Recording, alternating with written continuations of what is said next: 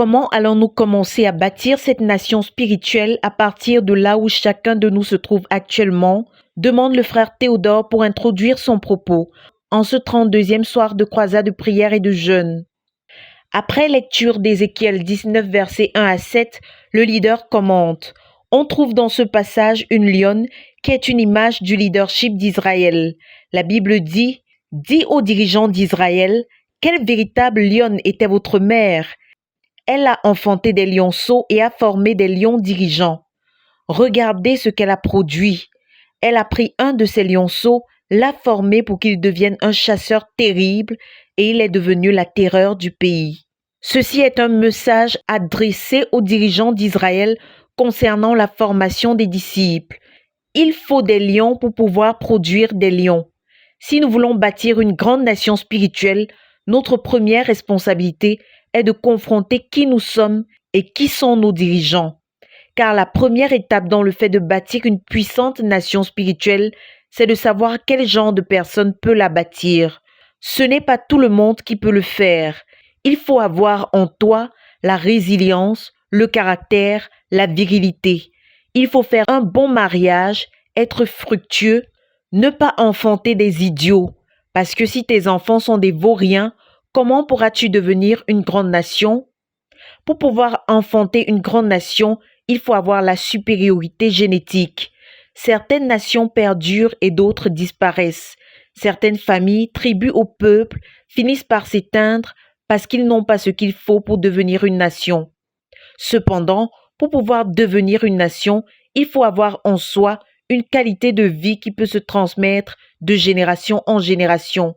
Et pour pouvoir bâtir une nation spirituelle, il faut avoir en soi la spiritualité qui puisse se multiplier et perdurer sans s'éteindre. Pour éclaircir son propos, l'orateur illustre. Si on prend une certaine concentration de peinture, qu'on met dans une certaine quantité d'eau, à mesure qu'on ajoute de l'eau, la teinture devient terne et un jour, on pourrait ne même plus savoir qu'il y avait eu une teinture. De même, si ta spiritualité n'est pas assez concentrée pour qu'on puisse la retrouver dans une population appelée nation, alors, à mesure que les gens entreront dans l'église, le peu de Dieu que tu avais disparaîtra comme cette peinture. Plusieurs n'ont pas la concentration de spiritualité qui puisse perdurer à mesure que les gens se multiplient, de sorte qu'on puisse toujours parler de nation spirituelle, déplore-t-il. Si le frère Zach donne 100%, la prochaine génération pourrait donner 70% et le don peut diminuer ainsi jusqu'à atteindre une génération qui dira que les dîmes ne concernent que l'Ancien Testament. Il en est de même pour les autres domaines tels que l'évangélisation. Ce que tu n'as pas exagéré ne peut pas être transmis.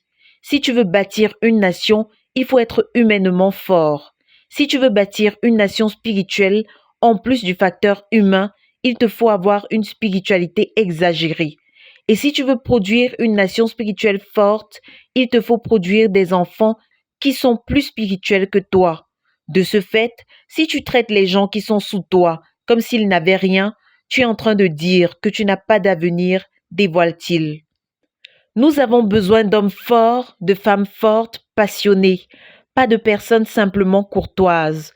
À quoi servent tes idées si tu ne peux pas les rendre imposantes? Même avant d'avoir des hommes de Dieu, ayons tout d'abord de vrais hommes, recommande l'orateur, avant d'appeler les frères à prier que le Seigneur nous bénisse avec de vrais hommes.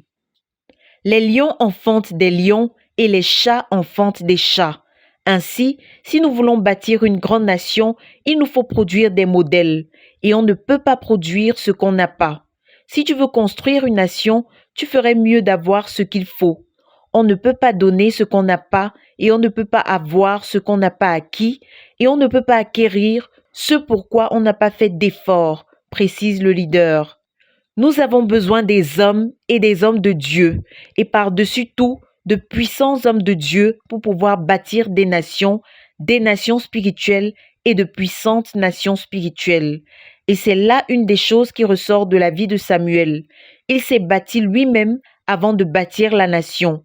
Il a été bâti par Élie et il a bâti sa relation avec Dieu avant de pouvoir bâtir la nation pour Dieu. Si nous voulons pouvoir bâtir une grande nation spirituelle, Il faut qu'on donne à cette nation des modèles. Samuel, quant à lui, a fourni un modèle pour la nation et tous les dirigeants en Israël savaient que Samuel était un modèle d'après 1 Samuel 8, versets 1 à 8. Samuel avait offert à la nation un modèle spirituel dans 3 domaines distincts, par une marche exceptionnelle avec Dieu, par un ministère distinct et par une irrépréhensibilité dans son leadership. Samuel était devenu un modèle par sa marche avec Dieu, tel que décrit dans 1 Samuel 2, versets 11, 17, 18, 21 et 26. Je voudrais que vous remarquiez combien de fois la Bible dit que Samuel faisait du progrès spirituel. Très jeune, il a choisi de servir Élie, de servir Dieu et d'être radicalement différent de ses aînés à la maison, fait-il remarquer. 1 Samuel 3, verset 1 parle de Samuel comme étant un enfant exceptionnel selon 2 critères. Il était au service d'Élie et il demeurait dans la présence de l'Éternel. Et la Bible déclare qu'il a grandi en stature et en faveur. Ce sont là des termes que la Bible emploie au sujet de Jean-Baptiste et du Seigneur Jésus pour parler de leur développement spirituel.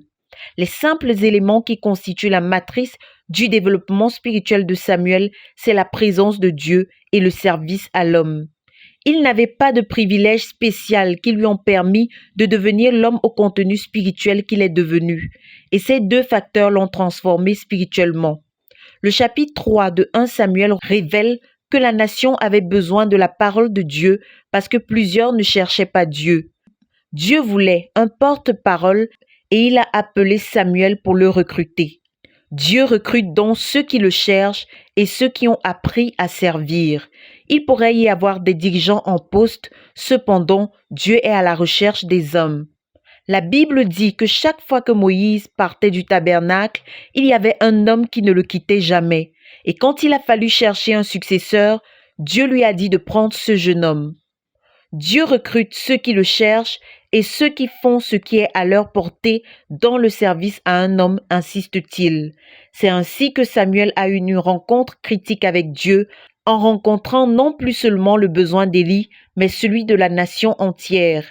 C'est l'un des domaines où Samuel est un profil sans pareil pour avoir choisi une piste qui n'était pas vulgaire. En dehors d'une marche distincte avec Dieu, manifestée par une croissance spirituelle, le deuxième domaine dans lequel Samuel s'est développé en modèle pour Israël, c'est un ministère distinct. Il a travaillé pour y parvenir. 1 Samuel 3, verset 19, verset 1a décrit les 4 niveaux du développement du ministère de Samuel. Il n'était pas devenu un grand prophète du jour au lendemain. L'Éternel était avec lui et cela se manifestait par le fait que tout ce qu'il disait se réalisait. Ses paroles étaient soutenues par Dieu. Deuxièmement, tout Israël reconnaissait que Samuel était attesté comme prophète de l'Éternel. Ton ministère distinct n'est pas le potentiel que tu ressens en toi. Ce sont les choses répétées que les autres peuvent voir et pour lesquelles il est évident que la main de Dieu est avec toi. Troisièmement, le Seigneur a continué à se révéler à Israël parce qu'il parlait constamment à Samuel, parce qu'il y avait quelqu'un qui marchait avec Dieu. Et la parole de Samuel vint à tout Israël. Ceci parle de l'autorité. Par là même, un prophète distinct avait émergé. Un ministère distinct se développe, se bâtit. Ce n'est pas juste un don, déclare-t-il, avant d'inviter les saints à prier, que Dieu nous donne des ministères distincts, reconnus par tous. Le dernier domaine dans lequel Samuel s'est développé après une marche exceptionnelle avec Dieu et un ministère distinct, c'est l'irrépréhensibilité dans le leadership, dans 5 domaines notamment, l'intégrité, l'humilité et les relations. Après 90 ans de leadership, aucune personne n'a pu dire à Samuel « Tu m'as rudoyé ». Pas de colère, pas d'oppression. Il avait été humble. Il avait dirigé avec le contenu en Dieu et non avec sa position. Il ne les avait pas humiliés par la colère. Il ne s'était servi d'aucun d'entre eux par la convoitise. Il avait dirigé avec Dieu, en Dieu et pour Dieu. Il n'avait pas fait intervenir son moi. La facilité avec laquelle nous nous mettons en colère est une preuve du fait que nous ne marchons pas avec Dieu, que nous ne prions pas. Nous voulons contrôler les gens au lieu de mouvoir Dieu. Samuel était en train de faire une passation de service en Dieu en montrant à Saül comment s'y prendre.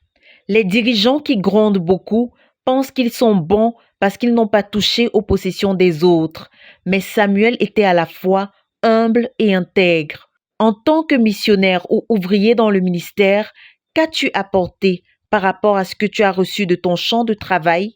Ne pas y réfléchir, c'est être malhonnête, c'est ne pas être intègre, déplore-t-il, avant d'amener les frères à remercier le Seigneur pour Samuel, qui a pourvu à un leadership irrépréhensible dans le domaine de l'humilité, de l'intégrité, des relations. De Koumé pour la RTVC, Cynthia Siaka.